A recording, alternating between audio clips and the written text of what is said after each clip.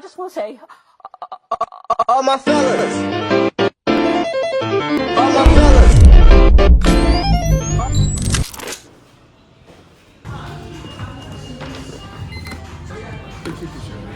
Damani birthday. Damani ki.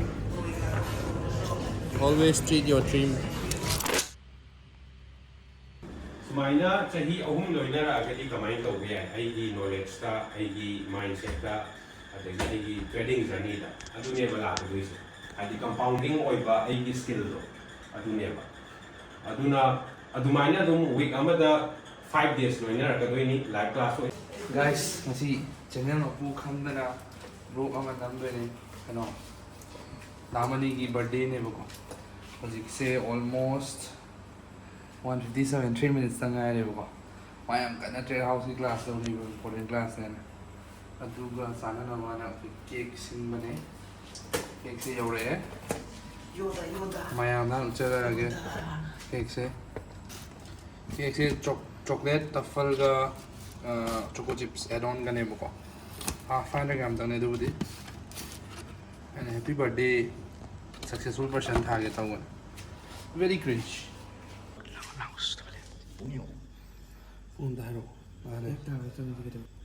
Guys, as a class ka this start tao dora ne phena ba. The thang bro tre. Da ba. Nghe ta. Không thể Da le spung. Ta. cái thợ Lục tại sao thì tại Happy birthday to you. Happy birthday. Class level to na. screen mo thak ready Ang tanga juro. The fan is too okay any. And bladder of guys class level thuga ay abdi ko mapu hangana block ho bole ngasi ay na. Se tikang cake ka thara ge ba cắt chân là gì phone đó đâu có nhau rồi. Phone đó. Dai le amuka. Tarino Like that this. Ay trailer na tigo guys. cake ka thara ge hoji Na sanga de gan ai na utha travel ni na to na so jang ka ma mut khiwa ne.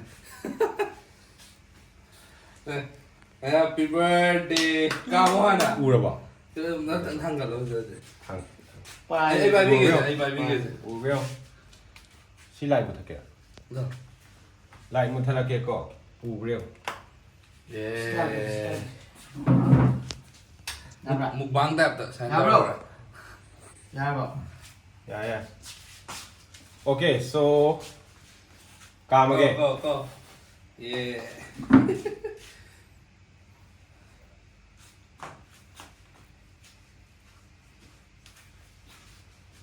clear am pro In lo ha noi da. clear am pro Delivery to bi ro. Cái nơi mental ghi check Mental mental ghi ghi nó lên là thằng nó sang mà bro thì mình nên có thật bạn 복살로네 무슨 들로 전도하는 거지 không biết đâu đấy trong gì ngọc có cái thôi gì đâu cái gì ngọc có siêu này cả nó mình đi slow nâng ở chỗ cái Này nó sai lo sai ra. mà sai mình mình đi sẽ sẽ làm nó này kia sẽ chỗ một bài với ngày lên này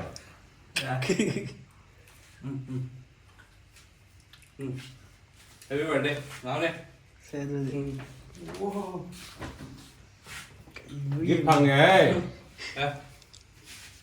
Vậy nó nhiều quá. Astoria từ buôn đi nghe cái nói tôi sẽ làm được vậy Năng kiếp ông cái này mà là đừng có. bất thần tôi sang thuộc thì nào wow 리런 đi hai hôm qua rồi 리빌더 보던 안 기쁘다 이제 더 보고 리빌 Đây speaker à vẫn được. hả Speaker à vẫn được. đâu thua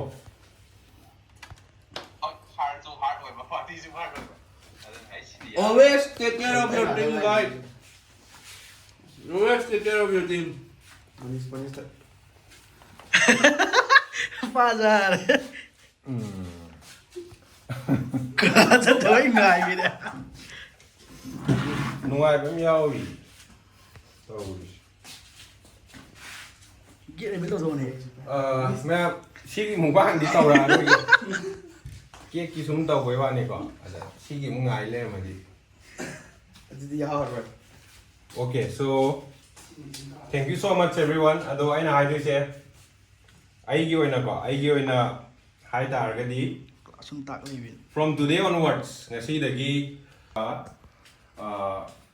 one of the most successful trader from Asia haitar adugi and again aigi aim amaga lei ko hana yarum daba aim je kaino har kana koi gi football oiro any cricket oiro adugi world cup lei ko adu main tawdana trading isu world cup lei adugi world cup to I will participate and tabata da dunama oigre so I will participate the trading world cup. Thank you to all of you aduga mayam zu khazana hona biro aduga mayam dagi aina wish kharani jage kaino da so you can on your voice audio on tawrasu yare aduga yadragadi comment adum tawrasu yai ko so Class tak living ne. wish me some wish khar pa me ai thaina gi navy oi ngai gi bai bam la ke tawi ko abi loi thakok tana bai na Ni chahum na bis tol hai. Thank you so much aduga kaino brother happy lai ai birthday yaw lai ko Palermo. Mahesh Palermo. Nangi frequency do I pang hai ba sitana.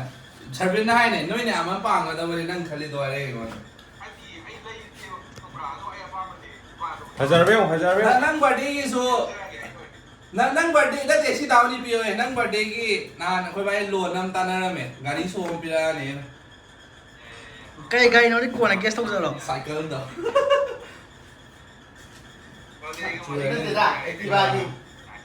and one is Kai ran. Filagi. Filag. lagi ko nice ai white t-shirt khar pa me lugi Sana kai.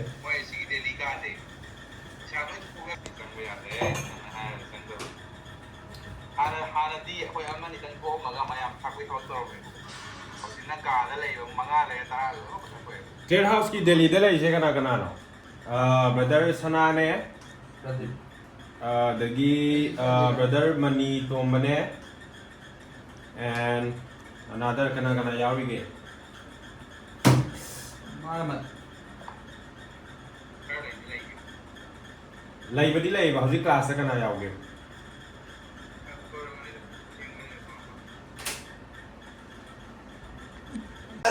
Khang wa re ba ni. Chak tol jira. Ice program. Kapka. Adu to. koi mi ma ge yang kuina thamba ngam da ba kanggu ne ta Ubi are kapka. Chak ki no ya class. Ice program ubi da uda. Inga thakera. Anh tham dân vậy. cheers enjoy tawing tok salo Adum tau salo. Chak ya re. Strong ne. Kira ba.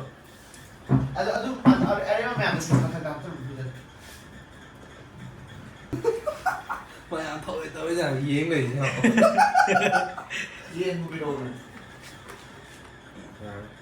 cheers ma'am cheers Phật giờ class tau ri ma kha le. Class tao đi ông chính là tao rồi.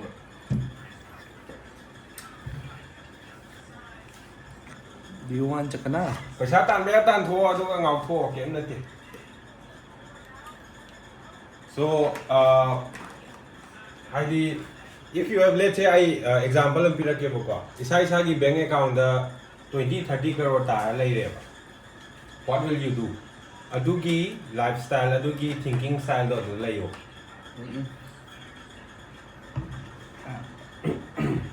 Chị bố. thank you so much ma'am लोग से लगे होरे नहारे का class हम तो रुपया ये तो रहा है Rồi.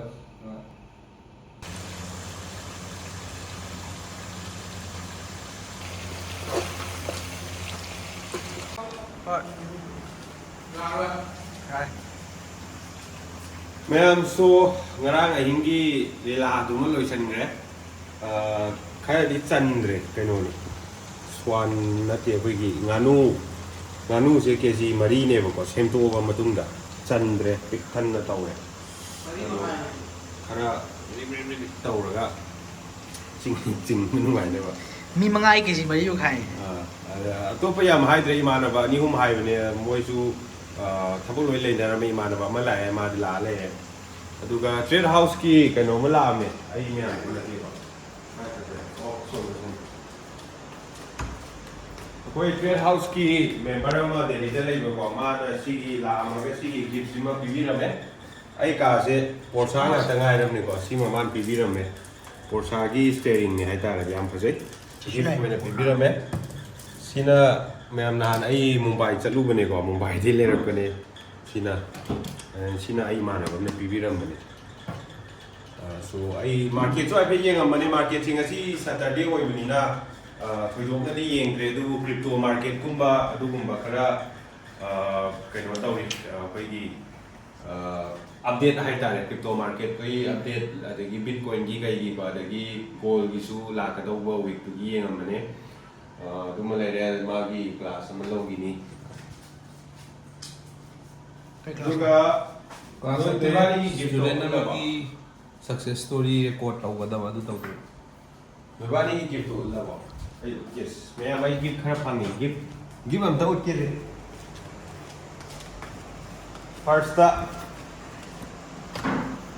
सिमा फांगे हजिकी ओइना याम फजरे by Manish and Sabin gini kayak gini, emang ngarang kelas tetangga gitu nih. Adagi t-shirt na kaya lega. Happy birthday. Bonus nih dulu. Sina t-shirt amaga fange sina sizu Foot Locker deh lah. Anima Foot Locker deh ini brand budi sina fila oi boko. Yang fazara ini kau itu white lily je white t-shirt kera pame. Kesi malai le, adagi hoziki gift tu malai le. अतोपा यौरकदब खर लेरी आई सादा gift तौजबा खुमुक अमगा लेजरे अदुदि नहान mobile ले लाए आई उलकेको सिना तुम लेजना सादा gift तौजबा हाइगदा सिजु सिना मुंबई की फुट लॉकर ने स्नीकर्स की ओइबा उब्रा ले Kay brano. Skechers haba adum fajabani adum masana na adum tongme ya si sima isana isada gift tawjare hai tare ne sine aduga trading gi oina di tawri se mathang ula ge hojik ngokhat pi kokhat pi kha tawre aduga tawri se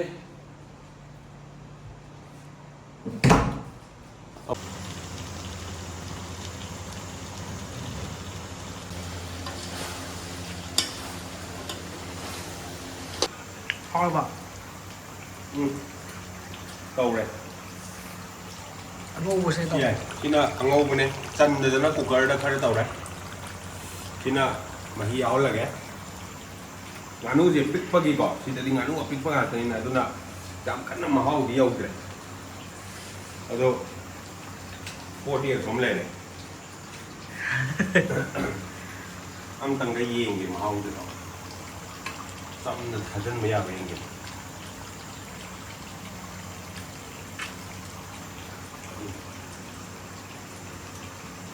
Mang yo cha. Chua cho hỏi.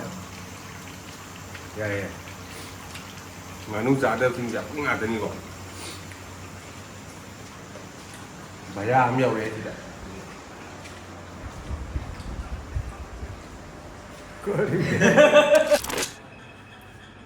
Ma'am इंजांग थोंबदी लोइसले दो class तौदे यादबगी ngasi class तौरी से याव याव से को 7 days की बुट कैंप तौबुदने सो इंजांग लोइरे साना तौरनी सो मथंग थंग हापा let's go Difference. Moi na is moi की recipe show the be follow. 30 tare. Class ani to. You be a profitable successful for sure have it. Ai 10 years of success one year the P ya ne. Set the difference there. Ai cái ai kan chu tu bi je ni ai de ne. something good like that again try kuina budu sawda ka ta da thla na mun instant noodles ko mun bi jage try get ta matam rai thani kind of that way the difference there I found my emotional addiction I'm not like that हाँ जी sales call है ये हाँ हाँ आप बताइए ना आप quotation भेज दीजिए एक बार हाँ बताओ नंबर बताइए 700